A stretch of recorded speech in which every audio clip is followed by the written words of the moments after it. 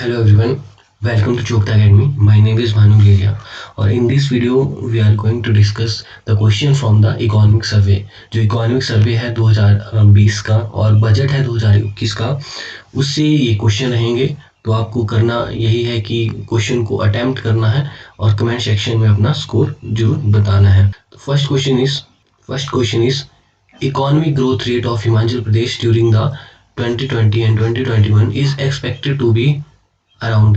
Economic growth rate कितनी रही है? 7.2 है आपकी, 7.4 है, -6.2 है या आपकी 6.2 है पॉजिटिव में। तो इस साल की जो इकोनॉमिक ग्रोथ है वो नेगेटिव में रही है आपकी 6.2, -6.2।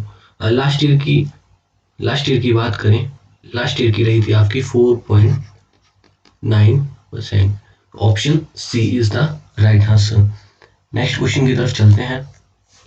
सेकंड क्वेश्चन है, under which scheme the government is providing an amount of 1.5 lakh to the poor family affected by the natural calamities. जो पुअर फैमिली है, उनसे फैमिली अफेक्ट हुई है, उनको किस स्कीम के तहत 1.5 लाख रुपए दिए जाते हैं? मुख्यमंत्री आवास योजना है, मुख्यमंत्री वन विकास स्कीम है या मुख्यमंत्री शहरी आजीविका गारंटी योजना है या नन ऑफ दिस। तो जो मुख्यमंत्री आवास योजना है, option A is the right answer. Option ए, मुख्यमंत्री आवास योजना के तहत 1.5 लाख रुपए दिए जाएंगे अगर कोई पुअर फैमिली नेचुरल जो कैलमिटीज है उससे अफेक्ट है। नेक्स्ट क्वेश्चन है, consumer price index inflation in HP during 2020 and 2021। जो कंज्यूमर प्राइस इंडेक्स इन्फ्लेशन है वो कितनी है आपकी? ऑप्शन ए है 4.9% है, ऑप्शन बी है आपका 5.3% है, ऑप्शन सी है 5.5% है या ऑप्शन डी है 5.0% है। तो इसका जो सही आंसर है ऑप्शन डी, जो 5.0%। Option D is the right answer. क्या है? कंज्यूमर प्राइस इंडेक्स की इन्फ्लेशन जो ग्रोथ है। नेक्स्ट क्वेश्चन है which statement is correct statement आपको बतानी है इसमें। अंडर सौर सिंचाई योजना, जो सोलर इरिगेशन स्कीम है, objective is to double the farmer income by 2020। Farmer income को डबल करने के लिए कौन सी योजना है हिमाचल प्रदेश में? सौर सिंचाई योजना।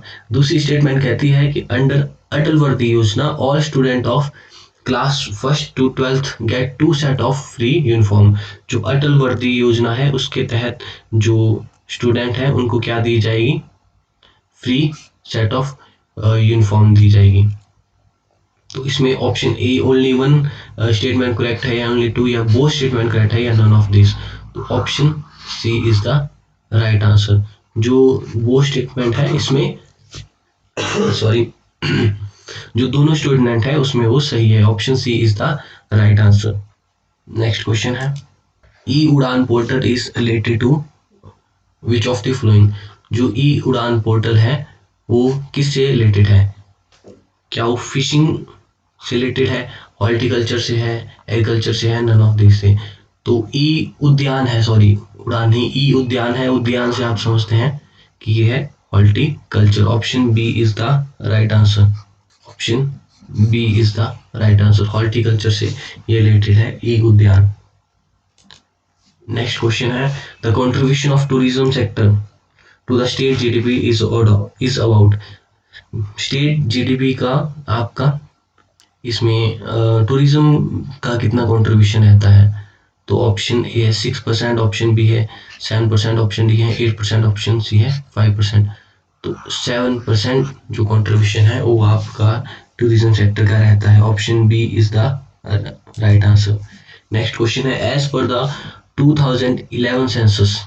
सेवंथ क्वेश्चन है, as per the 2011 census female literacy rate of Himachal Pradesh. जो फीमेल लिटरेसी रेट है हिमाचल प्रदेश का वो कितना है आपका? ये ऑप्शन है 75, 5.93 है, 76 है, या 82.80 है, या 89.50 है। तो option A is the right answer, जो आपका 75.93 है आपका फीमेल लिटरेसी रेट। अब आपको कमेंट सेक्शन में बताना है कि ओवरऑल लिटरेसी रेट कितना है हिमाचल प्रदेश का।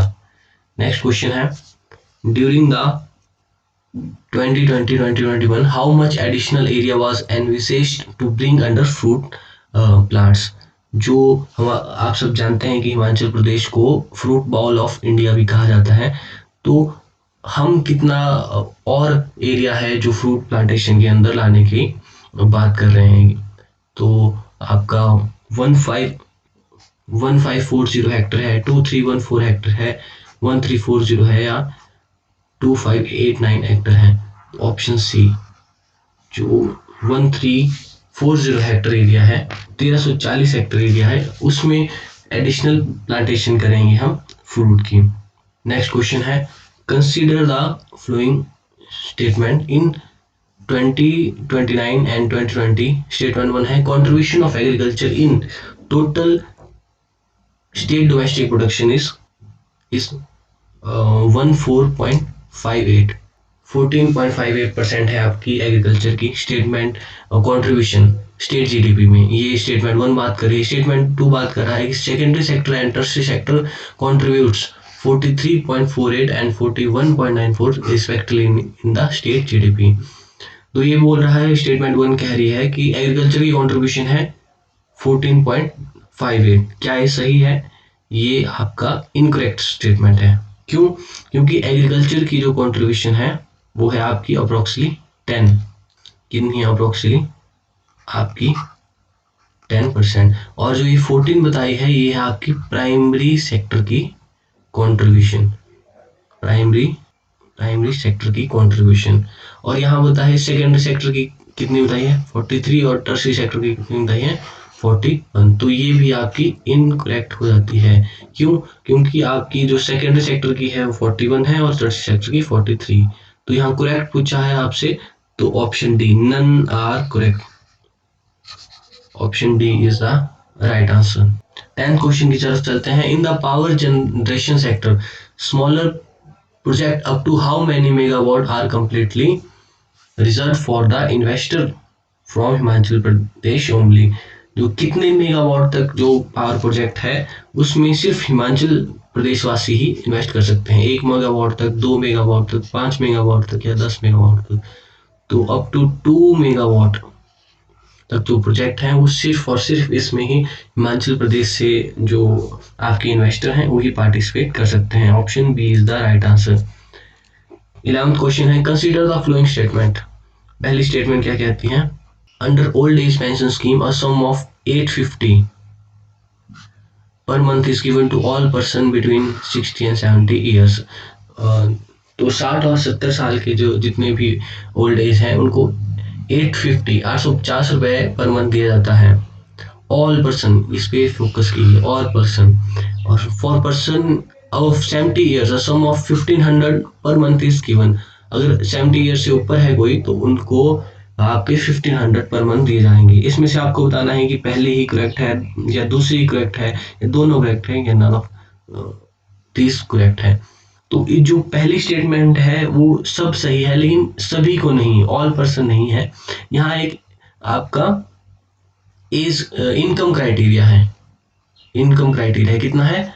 जिनकी जो एनुअल इनकम है वो 35,000 से कम होगी उनको ही 850 पर मंथ दिया जाएगा। और जब 70 ईयर से अबव हो जाएंगे तो आपका इनकम क्राइटेरिया नहीं है। जितने भी आपके 70 से ऊपर ओल्ड हमारे सीनियर सिटीजन्स हैं उनको 1500 दिया जाएगा। तो only 2 is correct. Option B, only 2 is, option B is the right answer. Next question है, consider the following statement 2029 and 2020। Food grain production was decrease to. Food grain production की बात करी है। Food grain production was decrease to 5.94 metric ton from 16.92 lakh metric ton. जो food grain production की बात करी है वो बोल रहे हैं कि जो लास्ट ईयर है वो डिक्रीज हुआ है। कितना हुआ है? 15.94 as compare to last year 16.92 lakh से। और सेकंड स्टेटमेंट कहती है कि fruit grain production decrease to 4.9। अब फ्रूट ग्रेन की है वो भी डिक्रीज हुई है, कहाँ से? 8.45 लाख मीट्रिक टन से। तो आपको बताना है कौन सी स्टेटमेंट करेक्ट है। क्या ओनली वन करेक्ट है, ओनली टू करेक्ट है, या बोथ करेक्ट है, या कोई भी करेक्ट नहीं है? तो ये जो सेकंड स्टेटमेंट है, जो फ्रूट ग्रेन प्रोडक्शन है वो डिक्रीज नहीं इंक्रीज हुआ है, इंक्रीज हुआ है। लास्ट ईयर कितना रहा है? 8.45। उससे पहले कितना था? 4.95। लगभग डबल हुआ है आपका। तो ये होगी इनकरेक्ट और ये हो गया आपकी करेक्ट। ओनली वन, तो option A is the right answer. Option A is the right answer. Next question है which one is incorrect statement. आपसे इनकरेक्ट स्टेटमेंट पूछा है। Primary sector has shown a positive growth rate more than, जो primary sector has shown a growth rate of positive growth rate more than 15%। जो primary sector की growth rate है वो 15% से ज़्यादा है। Growth rate of secondary sector is less than 1%। जो secondary sector की ग्रोथ है वो लेस देन 1% है, और टर्सरी सेक्टर की ग्रोथ 7.7% है। तो ये पहली स्टेटमेंट बिल्कुल सही है, क्योंकि 15.4% जो प्राइमरी सेक्टर की ग्रोथ रही है, और ग्रोथ रेट सेकेंडरी सेक्टर कितनी है? 0.1%, मतलब लेस देन 1 है। दूसरी भी सही है, और टर्सरी सेक्टर की ग्रोथ है आपकी 7.7%। तो सारी स्टेटमेंट आपकी करेक्ट हो जाती है। अब क्वेश्चन पे ध्यान दीजिएगा, क्या पूछा है? Which one of these incorrect statement. तो इनकरेक्ट इसमें से कोई भी नहीं है, तो option D, none of these, none of the, option D is the right answer. Next question है, with the objective to establish direct dialogue with public on spot redressal to grievances, Janmanch योजना was started on। जो जनमंच योजना है किसके लिए है? Grievance redressal के लिए। वो कब स्टार्ट हुई है आपकी? 2 अक्टूबर 2018, या 2 अक्टूबर 2016, या 3 जून 2018, या 3 जून 2016? तो option C is the right answer. जो 3 जून 2018 को ये आपकी योजना स्टार्ट हुई है ग्रीवेंस रिड्रेसल के लिए। नेक्स्ट क्वेश्चन है, to eradicate use and non recycle waste, Himachal Pradesh government by bag plastic. तो जो सिंगल यूज प्लास्टिक है या नॉन रिसाइकल वेस्ट है, उसको खत्म करने के लिए हिमाचल प्रदेश गवर्नमेंट क्या कर रही है कि जो प्लास्टिक है उसको वापस खरीदेगी। तो उसका आपको प्राइस बताना है कि 100 रुपीज पर केजी, या 120 रुपीज पर केजी, या 85 या 75 पर केजी। तो option D, 75 rupees per kg Himachal Pradesh जो है प्लास्टिक को है बाय बैक करेगी। Option D is the right answer. Next question है, for rehabilitation of physically and sexually abused women through technical and vocational training, which scheme is launched। दो physically and sexually abused women है, उनके लिए vocational training और technical training के लिए कौन सी योजना शुरू करी है? क्या सक्षम गुड़िया योजना है, या मुख्यमंत्री स्वावलंबन योजना है, या विशेष महिला उत्थान योजना है, या गृहिणी सुविधा योजना है? तो Vishesh Mahila Utthan, option C is the right answer. Option C is the right answer. जो विशेष महिला उत्थान योजना है वो शुरू करी है। अब सक्षम गुड़िया योजना किस लिए है? वुमेन सिक्योरिटी को इंश्योर करने के लिए। गृहिणी सुविधा योजना किसके लिए है? तो आपकी गृहिणी सुविधा है आपकी एलपीजी जो कनेक्शन है उनके लिए है। और मुख्यमंत्री स्वावलंबन योजना आप सभी जानते हैं कि जो स्टार्टअप प्रोग्राम है उनके लिए है। Next question, under which scheme 3.35 lakh families of Himachal Pradesh receive golden card. जो गोल्डन कार्ड है वो किस स्कीम के तहत दिए जा रहे हैं? आवास योजना के तहत, पीएम फसल बीमा योजना के तहत, पीएम जन आरोग्य योजना के तहत, या पीएम किसान सम्मान योजना के तहत? तो ऑप्शन सी, जो पीएम जन आरोग्य योजना है उसके तहत गोल्डन कार्ड दिए जा रहे हैं। और हिमाचल प्रदेश, ये भी क्वेश्चन बन सकता है कि हिमाचल प्रदेश की कितनी फैमिलीज को ये आपके कार्ड मिले, तो कितनी को मिले 3.35, आप याद रख सकते हैं 3.35 लाख फैमिलीज को ये आपके कार्ड मिले हैं। नेक्स्ट क्वेश्चन है, name the scheme, name the scheme which has been launched to sensitize people about the importance of daughter and forest conservation। कौन सी स्कीम फॉरेस्ट कंजर्वेशन और डॉटर की इम्पोर्टेंस को के बारे में लोगों को अवेयर करने के लिए, सेंसिटाइज करने के लिए लॉन्च की गई है? वन से संपदा योजना, एक बेटी एक बूटा, या वन समृद्धि जन समृद्धि, या एक बूटा बेटी के नाम। तो option D is the right answer. जो एक बूटा बेटी के नाम स्कीम है वो गर्ल्स की इम्पोर्टेंस और फॉरेस्ट कंजर्वेशन के बारे में लोगों को सेंसिटाइज करने के लिए शुरू करी है। अब वन से संपदा योजना के बारे में आपको कमेंट सेक्शन में बताना है कि वन से संपदा योजना क्या है आपकी। नेक्स्ट क्वेश्चन है, under Mukhyamantri Swavalamban Yojana how much subsidy is given to women entrepreneurs. हम पहले बात कर चुके हैं कि स्वावलंबन योजना किसके लिए है, जो वुमेन स्टार्टअप्स या जो आपके मैन भी स्टार्टअप करेंगे तो उनके लिए मुख्यमंत्री स्वावलंबन योजना है। अब इसमें सब्सिडी कितनी दी जा रही है वुमेन्स के लिए? 25% है, 35 है, 30 है, या 50% है? तो आपकी वुमेन्स को है आपकी ऑप्शन सी, जो 30% सब्सिडी है, 30% सब्सिडी दी जाएगी वुमेन्स को। अगर मेंस को बात करें तो 25% है, लेकिन वुमेन्स के लिए 5% एक्स्ट्रा सब्सिडी दी जा रही है। Option C is the right answer. Next question है, vegetable production during 2029-20 was recorded. Vegetable production पूछा है आपसे, 17.22 है, या 18.61 है, 15.94 है, या आपकी 8.54 है? तो option B 18.61 lakh metric ton आपकी वेजिटेबल प्रोडक्शन हुई है। उसी तरह आपने बताना है कि फ्रूट